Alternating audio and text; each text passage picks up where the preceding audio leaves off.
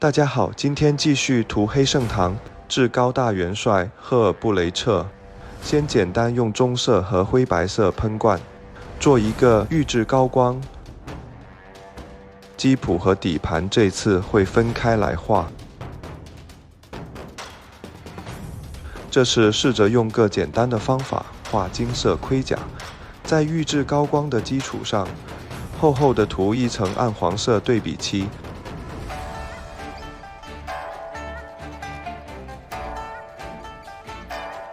不要心急，一点一点的把盔甲涂上暗黄色，利用对比漆的特性配合预制高光，做出盔甲的明暗效果。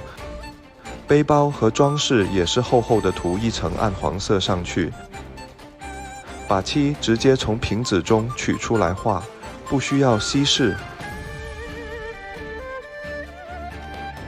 接着用深灰色对比漆，给其他金属部分上个底色。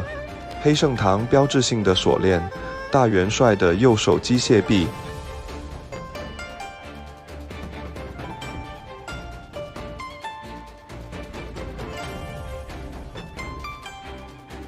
还有背包的喷气口也逐一涂好。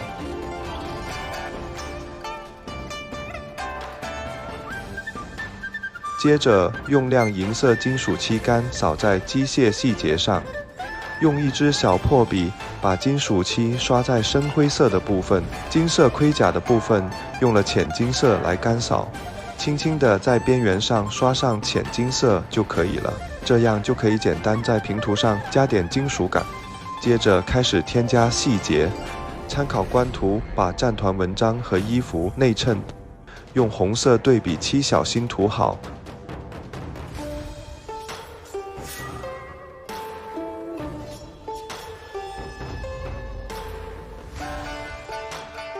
黑色圣堂的特色蜡烛和飘带都逐一画成红色，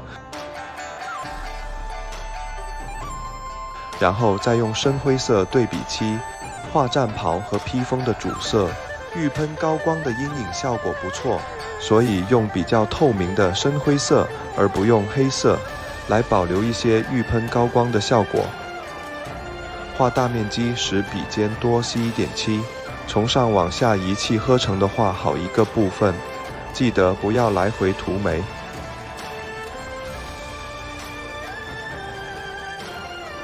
接着用古色对比漆画骷髅和纯洁印记的羊皮纸。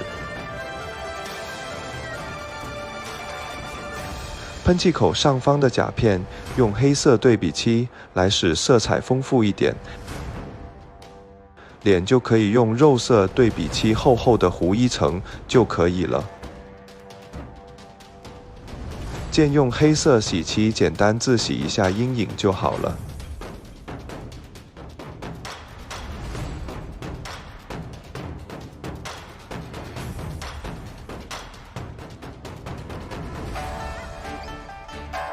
左手的灯笼用蓝色点一下就可以了。最后用深棕色对比漆为腰带上色，大元帅本体就基本完成了。接着快速涂一下基谱，先用肉色对比漆画肉身的部分，然后用之前的配方先用深灰色画机械零件的底色。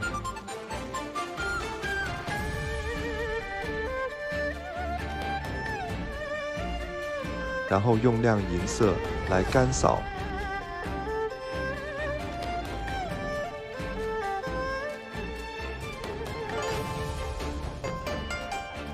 再用蓝色和深棕色来画衣服和鞋子。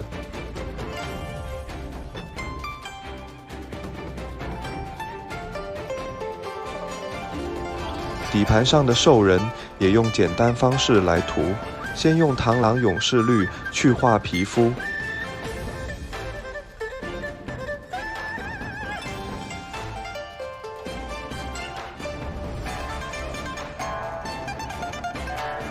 再用棕色、深灰和军绿来涂衣服跟靴子。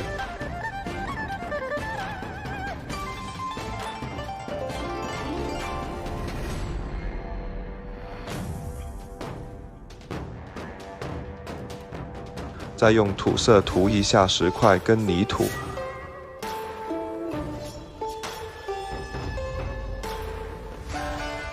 然后用沙漠地形泥把底盘补满。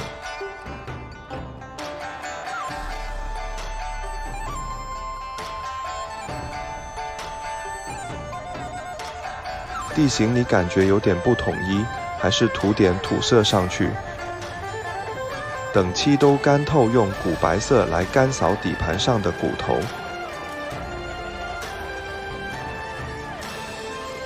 岩石的部分用灰肉色来干扫，做出一点差异化效果。最后把底盘的边框也涂上土色。涂好了就可以把各个部分拼起来。黑色圣堂大元帅赫尔布雷彻完成。感谢您的观看和支持，我是葡萄，我们下期再见。